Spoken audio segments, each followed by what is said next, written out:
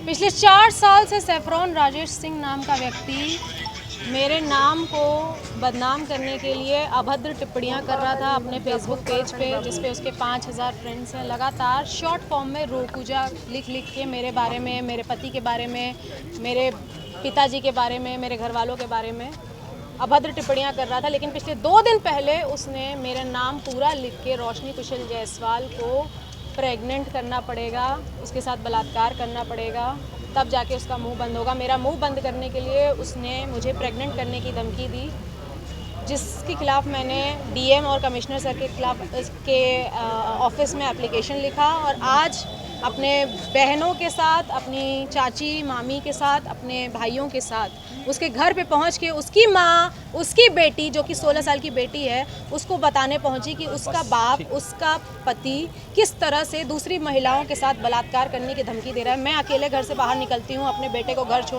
School छोड़ने के लिए, उसे ट्यूशन छोड़ने के लिए। मुझे अकेला पाकर वो कभी भी मेरा बलात्कार कर सकता है। मेरा बलात्कार होने के बाद, जैसे आरजीकर मेडिकल कॉलेज की महिला के साथ बलात्कार होने के बाद लोग उसके सपोर्ट में मोमबत्ती लेकर बाहर निकल रहे थे सपोर्ट के लिए, मैं नहीं चाहती कि मेरा बलात्कार या किसी भी महिला या किसी भी बेटी का बलात्कार होने के बाद लोग फिर से आरजीकर मेडिकल कॉलेज की तरह, निर्भया कांड की तरह मोमबत्ती लेके निकलें। अगर बलात्कारी ऐसा है, सैफरॉन राजेश सिंह जैसा है, और उसका घर मुझे पता है, जो मेरे ही शहर बाबा विश्वनाथ की नगरी काशी में रहता है, तो मुझे उसके घर पे जाके उसकी बीवी, उसकी बेटी, उसकी माँ को ज़रूर बताना चाहिए कि वो क्या है।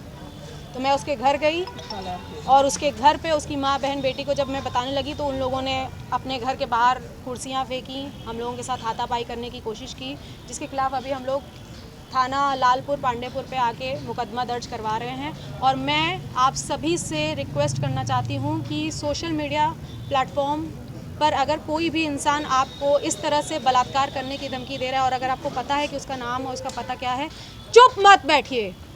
मैं हर उस महिला के सपोर्ट में आज आवाज़ उठा रही हूँ जो इन जैसे बलात्कारियों के चपेट में आ जाती हैं। ये कितने महीने से चल रहा है ये? पिछले 4 साल से शॉर्ट फॉर्म में रोपूजा लिख लिख के मेरा नाम खराब कर रहे थे और मेरे घर वालों के खिलाफ अभद्र टिप्पणियाँ, मुझे कभी भी कुछ भी बोल देना कि मैं अपने घर से पैसा लेके दुबई भागी हूँ या मैं ऐसी हूँ, मैं वैसी हूँ, कुछ लिख रहे थे शॉर्ट फॉर्म में रोपूजा लिख रहे थे। मैंने कहा कि कुत्ता है, भौंक रहा है। ये कम से कम 250 पन्ने का फोटो स्टेट है जिसमें सारी चीज़ें लिखी हुई हैं।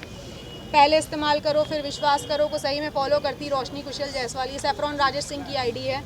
फिर इसमें लिखा है कि आखिर माल हो हमार, तहु के दिलवा देव, अब बात खत्म करा, फिर से प्रेग्नेंट करे के होई तब जाके रोशनी कुशल जायसवाल माल बनाओ। आप एक कांग्रेस की नेता भी हैं, क्या कहेंगे जिस तरीके से योगी सरकार लगातार बुलडोजर की बात करती है? योगी सरकार बुलडोजर चलवाती है, इन जैसे घर पे कब बुलडोजर चलेगा? और सैफरॉन राजेश सिंह नहीं, इसका नाम होगा आज से बलात्कारी राजेश सिंह।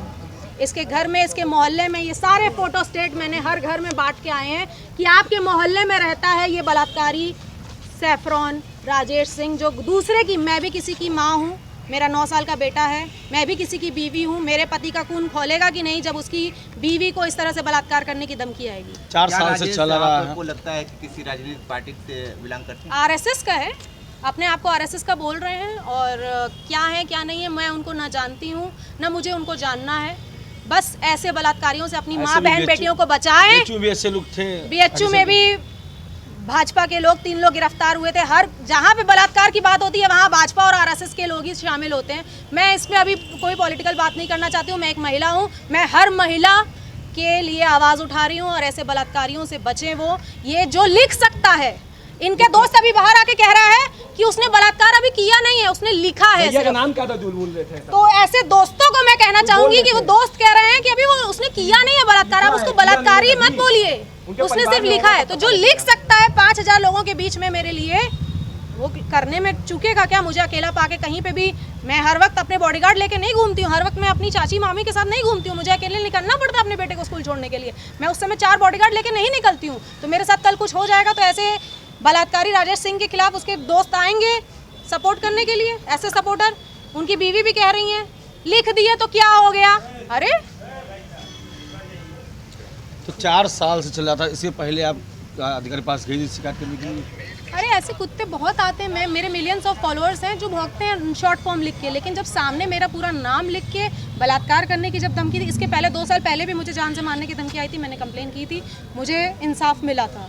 तो आज एक बार फिर से बलात्कार करने की धमकी आई है। मैं कभी भी अकेले पाके मैं किसी ऐसे बलात्कारी का शिकार ना हो जाऊँ, इसलिए मैंने थाना की कार्रवाई करना ज़्यादा सही दिया है। क्या बोले वो लोग? उन्होंने बोला है कि साइबर क्राइम है, ये साइबर पे उन्होंने लिखा है और आगे कार्रवाई होगी।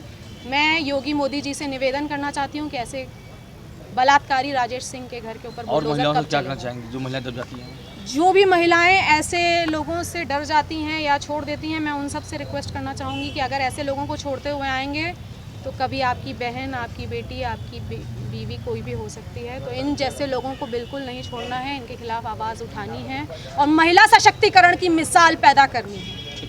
Thank you. ये थाना लालपुर पांडेपुर की घटना है, जिसमें एक पक्ष का कहना है, एक महिला है जो कह रही है कि एक पुरुष के द्वारा उन पे फेसबुक पे अभद्र टिप्पणियाँ की गई हैं और उनको बदनाम करने की कोशिश करी गई है। और जो पुरुष पक्ष है उनका ये कहना है कि उनके घर पे आके महिला पक्ष की तरफ से कई लोगों ने मारपीट करी है और छनैती की वो जो है वो बता रहे हैं, कंप्लेंट दे रहे हैं। दोनों पक्ष जो है अपनी तहरीर दे रहे हैं। सुसंगत धाराओं में मुकदमा पंजीकृत किया जा रहा है और उसके बाद हम अग्रिम वैधानिक कार्रवाई करेंगे, साक्ष्य प्रदान करेंगे।